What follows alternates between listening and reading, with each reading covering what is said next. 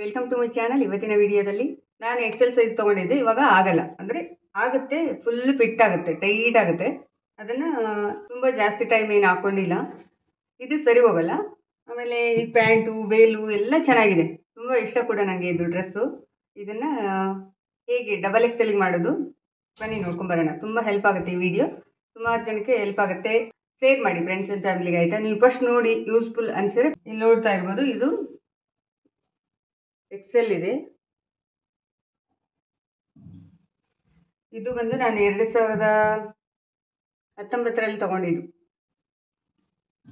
ಅವಾಗ ತೊಗೊಂಡಿದ್ದು. ನಾನು ಜಾಸ್ತಿ ಡ್ರೆಸ್ ಏನು ವೇರ್ ಮಾಡಲ್ಲ, ತುಂಬ ಕಡಿಮೆ.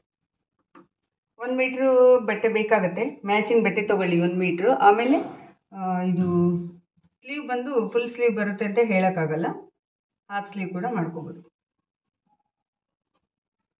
ಇದು ಸ್ಲೀವ್ ಇರುತ್ತಲ್ವ, ಕಟ್ ಮಾಡಿ ಹಾಫ್ ಸ್ಲೀವ್ ಕೂಡ ಮಾಡ್ಕೋಬೋದು. ಈಗ ನಾವು ಯಾವುದೇ ಒಂದು ಡ್ರೆಸ್ಸನ್ನು ತೊಗೊಳ್ಳಿ, ಯಾವ ಡ್ರೆಸ್ ನಿಮಗೆ ಸರಿ ಹೋಗಲ್ಲ, ಯಾವ ಡ್ರೆಸ್ ಟೈಟ್ ಆಗ್ತಾ ಇದೆ ಅದನ್ನು ತೊಗೊಳ್ಳಿ. ಆಮೇಲೆ 1 ಮೀಟ್ರ್ ಅದಕ್ಕೆ ಮ್ಯಾಚಿಂಗ್ ಬಟ್ಟೆ ತೊಗೊಳ್ಳಿ.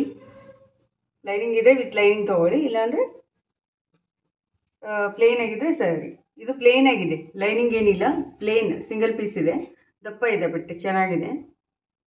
ಈ ರೀತಿ ಫೋಲ್ಡ್ ಮಾಡ್ಕೋಬೇಕು. ಫೋಲ್ಡ್ ಮಾಡಿಕೊಂಡು ಈಗ ಇದಕ್ಕೆ ಅಷ್ಟೊಂದು ಏನು ಮ್ಯಾಚ್ ಆಗಲ್ಲ, ಇಲ್ಲಿ ಚೂರು ಪಾರು ಕಲರ್ ಇದೆ, ತೀರಾ ಏನು ಮ್ಯಾಚ್ ಆಗಲ್ಲ, ಡಿಶ್ ಮ್ಯಾಚ್ ಕೂಡ ಆಗಲ್ಲ, ಕರೆಕ್ಟಾಗಿದೆ. ನಿಯರ್ ಇಷ್ಟಿದೆ, ಅದಕ್ಕೆ ನಾನು ಆಲ್ರೆಡಿ ಮಾರ್ಕ್ ಮಾಡಿದ್ದೀನಿ ಎಷ್ಟು ಬೇಕಾಗುತ್ತೆ ನನಗೆ ಅಂತ. ತೋರಿಸ್ತೀನಿ ನಿಮಗೆ ಯಾವ ರೀತಿ ಅಂತ.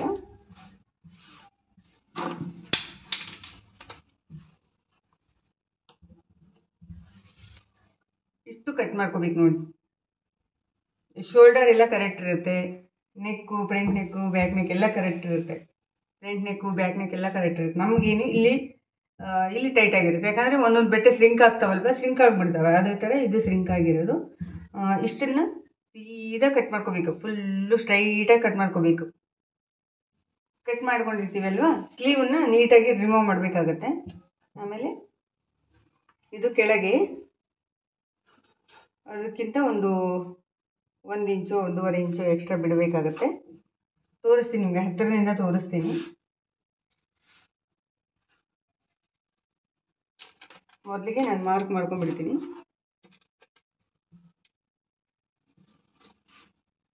ನನಗೆ ಶೋಲ್ಡರ್ ಡೌನ್ 6.5 ಬೇಕಾಗುತ್ತೆ, 6.5.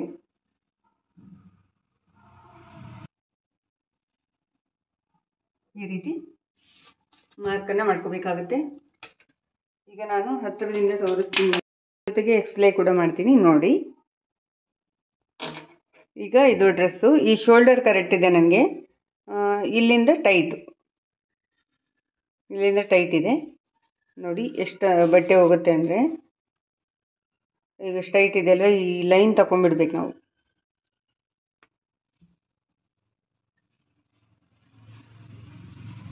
ಸ್ಟ್ರೈಟಾಗಿ ನೋಡಿ, ಈ ಥರ ಸೀದಾ ತಗೋಬೇಕು, ಅಂದರೆ ಅಟ್ಯಾಚ್ ಮಾಡೋದಕ್ಕೆ ಈಸಿ ಆಗುತ್ತೆ. ಆಮೇಲೆ ಇಲ್ಲಿ ಕೆಳಗಡೆ ಇದು ಬಾರ್ಡರ್ ಇರೋದ್ರಿಂದ ನಾನು ಜಸ್ಟ್ ಈ ಥರ ಬಿಟ್ಟಿದ್ದೀನಿ ನೋಡಿ. ಬಾರ್ಡರ್ ಇದೆ ಅಲ್ವ, ಇಷ್ಟು ಫೋಲ್ಡಿಂಗ್ ಮಾಡೋದಕ್ಕಂತ ಬಿಟ್ಟಿದ್ದೀನಿ ನೋಡಿ. ನನಗೆ ಕರೆಕ್ಟಾಗಿ ಫಿಟ್ಟಿಂಗ್ ಬೇಕಿರೋದು ಇಲ್ಲಿ 10.5 ಬೇಕು, ಇಲ್ಲಿ 9.5 ಬೇಕಾಗುತ್ತೆ. ಇಲ್ಲಿ 10.5, ಇಲ್ಲಿ 9.5 ವೇಸ್ಟ್ ವಿಡ್ತು 1 ಇಂಚು ಮೈನಸ್ ಆಗುತ್ತೆ. ನೆಕ್ಸ್ಟ್ 1 ಇಂಚ್ ಆ್ಯಡ್ ಆಗುತ್ತೆ. ಇಲ್ಲಿ ನೋಡಿ 10.5 ಇದೆ, ಇಲ್ಲಿ 11.5 ತೊಗೊಂಡಿದ್ದೀನಿ. ಸ್ಪ್ಲಿಟ್ ವಿಡ್ತ್ ನನಗೆ ಇಷ್ಟು ಬೇಕಾಗುತ್ತೆ. ನೆಕ್ಸ್ಟು ಡೌನ್ ನೋಡಿ, ಸ್ಪ್ಲೇಸ್ಟ್ ಡೌನು 14, ಸ್ಪ್ಲಿಟ್ ಡೌನ್ 20 ಬೇಕಾಗುತ್ತೆ ನನಗೆ, ಇಷ್ಟು ತೊಗೊಂಡಿದ್ದೀನಿ. ಆಮೇಲೆ ಇದು 11.5 ಕಂಟಿನ್ಯೂ, ಅಂದರೆ ಇಲ್ಲಿಂದ 11.5, ಇಲ್ಲಿಂದ 11.5 ತೊಗೊಂಡಿದ್ದೀನಿ. ನೆಕ್ಸ್ಟು ಇಲ್ಲಿಂದ 9.5, ಇಲ್ಲಿಂದ 10.5, ಈ ರೀತಿ ತೊಗೊಂಡಿರುವಂಥದ್ದು. ಈಗ ನೋಡಿ ಕರೆಕ್ಟಾಗಿ ಒಂದ್ಸಲ ನೋಡ್ಕೊಂಬಿಡಿ. ಈಗ ಸ್ಟ್ರೈಟಾಗಿ ಕಟ್ ಮಾಡಿ ಅಟ್ಯಾಚ್ ಮಾಡ್ಕೋಬೇಕು. ಕಟ್ ಮಾಡಿದ ನಂತರ ಇದನ್ನು ನೀಟಾಗಿ ಸ್ಟಿಚ್ ರಿಮೂವ್ ಮಾಡ್ಕೋಬೇಕು. ಸ್ಟಿಚ್ ರಿಮೂವ್ ಮಾಡಿಕೊಂಡು ಇದೇ ಸ್ಲೀವಲ್ಲಿ ನೀವು ಹಾಫ್ ಸ್ಲೀವ್ ಮಾಡ್ಕೋಬೋದು. ಫುಲ್ ಸ್ಲೀವ್ ಮಾಡಿಕೊಂಡ್ರೆ ತಿರ್ಗಾ ಪ್ಯಾಚ್ ಕೊಡಬೇಕಾಗುತ್ತೆ, ಅದಕ್ಕೋಸ್ಕರ ಹಾಫ್ ಸ್ಲೀವ್ ಮಾಡ್ಕೊತೀನಿ ನಾನು. ನಿಮಗೆ ಹೇಗೆ ಬೇಕೋ ಹಾಗೆ ಮಾಡ್ಕೊಳ್ಳಿ. ನಿಮಗೊಂದು ಐಡಿಯಾ ಹೇಳಿದ್ದೀನಿ ಅಷ್ಟೇ. ಈ ಥರ ಮಾಡ್ಕೋಬೋದು ನೋಡಿ. ಚಿಕ್ಕದಾಗುತ್ತೆ ಡ್ರೆಸ್ಗಳು ಅಂದಾಗ ಈ ಥರ ನೀವು ರೆಡಿ ಮಾಡ್ಕೋಬೋದು. ಮ್ಯಾಚಿಂಗ್ ಪೀಸ್ಗಳನ್ನು ತಗೊಂಡು ಈ ರೀತಿ ರೆಡಿ ಮಾಡ್ಕೊಳ್ಳಿ. ವೇಲ್ ಎಲ್ಲ ಯೂಸ್ ಮಾಡದೇ ಇರೋರು ವೇಲ್ ಕೂಡ ಇದೇ ರೀತಿ ನೀವು ಹಾಕೋಬೋದು. ಎಕ್ಸ್ಟ್ರಾ ಬಟ್ಟೆ ತೊಗೊಂಬಂದು ಹಾಕೋಕ್ಕೆ ಆಗಲ್ಲ, ಮ್ಯಾಚಿಂಗ್ ಸಿಗಲ್ಲ ಅನ್ನೋರು ವೇಲ್ ಕೂಡ ಈ ರೀತಿನೇ ನೀವು ಸೆಟ್ ಮಾಡಿಕೊಂಡು ಆರಾಮಾಗಿ ಡ್ರೆಸ್ಸನ್ನು ದೊಡ್ಡದು ಮಾಡ್ಕೋಬೋದು ನೋಡಿ. ಈಗ ನಾನು ಕಟ್ಟಿಂಗ್ ಮಾಡ್ತೀನಿ.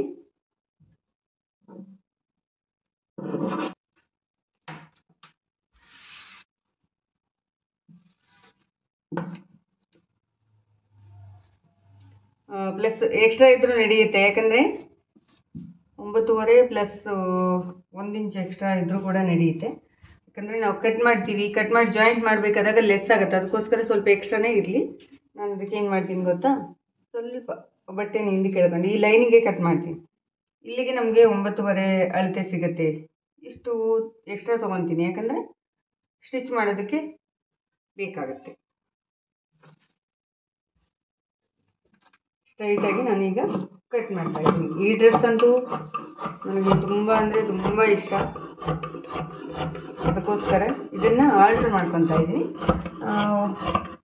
ಒಂದು ವಿಡಿಯೋ ಕೂಡ ಆಗುತ್ತೆ,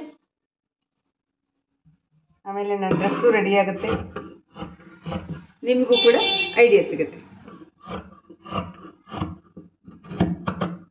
ಇದನ್ನು ಸ್ಟ್ರೈಟಾಗಿ ಕೂಡ ಕಟ್ ಮಾಡಬೇಡಿ ನೋಡಿ. ಇಷ್ಟು ತೆಗೆದುಬಿಡೋಣ ಸೈಡ್ಗೆ ನೋಡಿ, ಇಷ್ಟು ತೆಗೆದು ಈಗ ಇದರಲ್ಲೇ ನಾನು ಸ್ಲೀವ್ ಕಟ್ ಮಾಡ್ಕೊತೀನಿ. ಶಾರ್ಟ್ ಸ್ಲೀವ್ ಮಾಡ್ಕೊತೀನಿ, ಫುಲ್ ಸ್ಲೀವ್ ಅಲ್ಲ.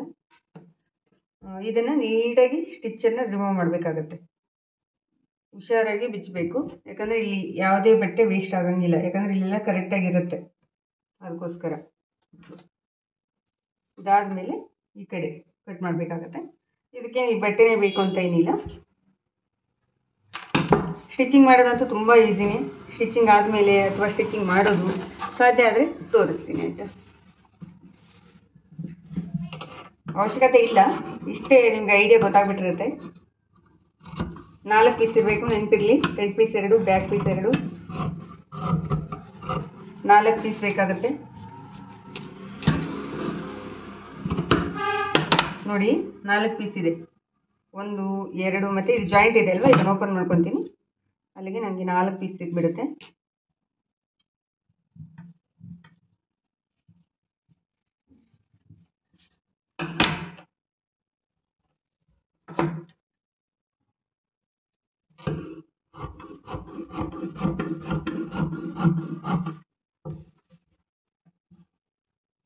ಒಂದು ಮೀಟ್ರು ಬಟ್ಟೆ ತೊಗೊಂಬಂದರೆ ಏನೋ 100 ರೂಪಾಯಿ ಖರ್ಚಾಗ್ಬೋದು. ಎಂಥ ಒಳ್ಳೆ ಕ್ವಾಲಿಟಿ ಬಟ್ಟೆ ತಂದ್ರೂ, ಎಷ್ಟೇ ಒಳ್ಳೆ ಕ್ವಾಲಿಟಿ ಬಟ್ಟೆ ತಂದ್ರೂ 100 ರಿಂದ 150 ರೂಪಾಯಿ ಅಷ್ಟೇ ಖರ್ಚಾಗುತ್ತೆ. 100-150 ರೂಪಾಯಲ್ಲಿ ಡ್ರೆಸ್ ಸಿಗುತ್ತಾ? ಇಲ್ಲ ಅಲ್ವಾ? ಇರೋದನ್ನೇ ಈ ರೀತಿ ಉಪಯೋಗ ಮಾಡ್ಕೋಬೇಕು.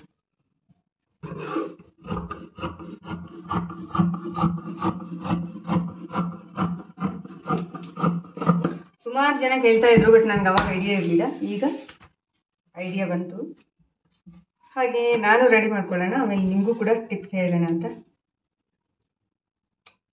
ನೋಡಿ, ಇದು ಮಾರ್ಕ್ ಮಾಡ್ಕೋಬೇಕು. ಸ್ಪ್ಲಿಟ್ ಹತ್ರ ಮಿಡಲ್ ಮಾರ್ಕು, ಆಮೇಲೆ ಇದು ಬಾಡಿ ಫಿಟ್ಟಿಂಗ್ ಮಾರ್ಕು, ಇದೆಲ್ಲ ಮಾರ್ಕ್ಗಳನ್ನು ಮಾಡ್ಕೋಬೇಕಾಗುತ್ತೆ. ನೆಕ್ಸ್ಟ್ ಇದು ಜಾಯಿಂಟ್ ಬಂದು ಅರ್ಧಕ್ಕೆ ಬಿಟ್ಟಿದ್ದೆ ನೋಡಿ. ಇದನ್ನು ಕಂಪ್ಲೀಟಾಗಿ ನಾನು ಜಾಯಿಂಟನ್ನು ಓಪನ್ ಮಾಡ್ಕೊತೀನಿ. ಆಮೇಲೆ ಇದು ಜಾಯಿಂಟ್ ಮಾಡಿರ್ತೀವಲ್ವಾ, ಓರ್ಲಾಕು ಇದ್ರೆ ಮಾಡಿ, ಇಲ್ಲಾಂದರೆ ತೊಂದರೆ ಇಲ್ಲ. ಓರ್ಲಾಕ್ ಮಾಡಿದರೆ ಬೆಟರು.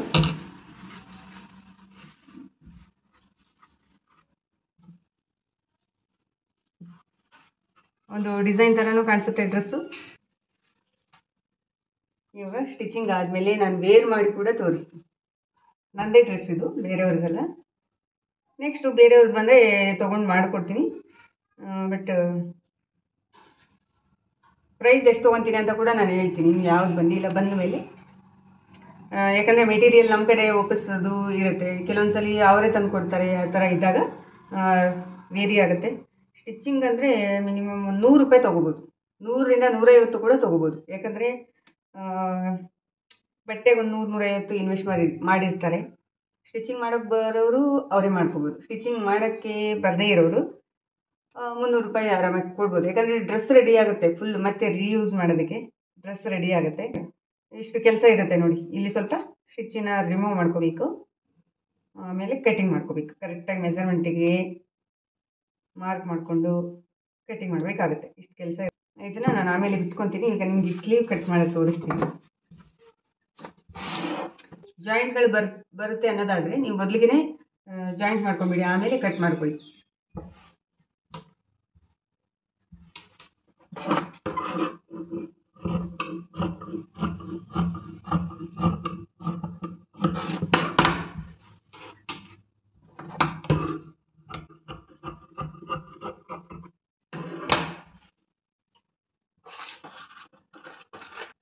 ಒಂದು ಇಂಚು ಮಾತ್ರ ಎಕ್ಸ್ಟ್ರಾ ಬಿಟ್ಟಿದ್ದೀನಿ.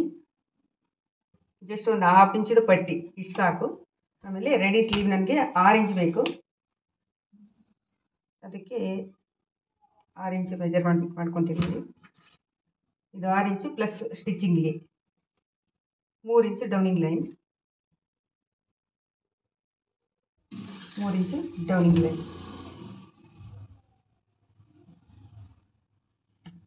ಇಷ್ಟು ಸಾಕು. ನನಗೆ ಕೈ ಸುತ್ತಳತೆ ಬಂದು 6.5 ಬೇಕು. ಹಾರ್ಮೋನ್ ಸುತ್ತಳತೆ 7.5 ಬೇಕಾಗುತ್ತೆ. ಇಲ್ಲಿ ಕರೆಕ್ಟ್ ಇದೆ, ಎಕ್ಸ್ಟ್ರಾ ಬಟ್ಟೆ ಇಲ್ಲ. ಈಗ ನಾನು ಎಕ್ಸ್ಟ್ರಾ ಬಟ್ಟೆನ ಆ್ಯಡ್ ಮಾಡ್ಕೋಬೇಕು. ಅದು ಪೀಸನ್ನು ನಾನು ಇಲ್ಲೇ ಕೊಟ್ಕೊತೀನಿ ನೋಡಿ.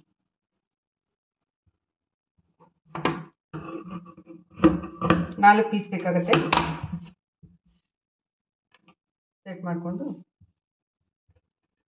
ಮಾರ್ಕನ್ನು ಮಾಡಬೇಕಾಗುತ್ತೆ. ಇಷ್ಟು ಬೇಕಾಗುತ್ತೆ ನನಗೆ. 1 ಇಂಚ್ ಎಕ್ಸ್ಟ್ರಾ ಸಾಕು, ಜಾಸ್ತಿ ಏನು ಎಕ್ಸ್ಟ್ರಾ ಬಿಟ್ಕೊಳ್ಳಲ್ಲ.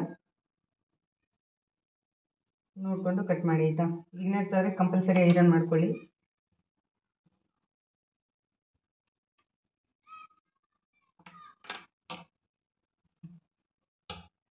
ಈ ರೀತಿ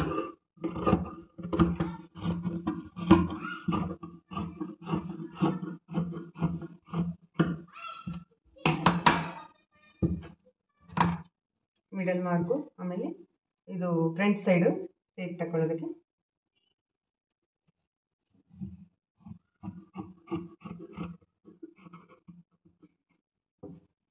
ಬ್ಲೌಸಲ್ಲಿ ತೆಗಿತೀವಲ್ಲ ಸೇಮ್ ಅದೇ ಥರ ನೋಡಿ.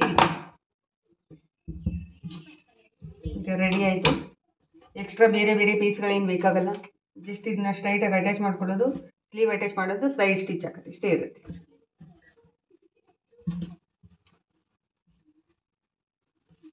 ಬಾರ್ಡ್ರು ಬಂದು ಅರ್ಧಂಬರ್ಧ ಆಗುತ್ತೆ, ಪೂರ್ತಿ ಕೈಗೆ ಆಗಲ್ಲ.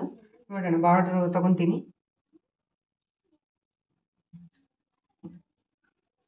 ಬಾರ್ಡ್ರ್ ಅಟ್ಯಾಚ್ ಮಾಡ್ಕೊತೀನಿ.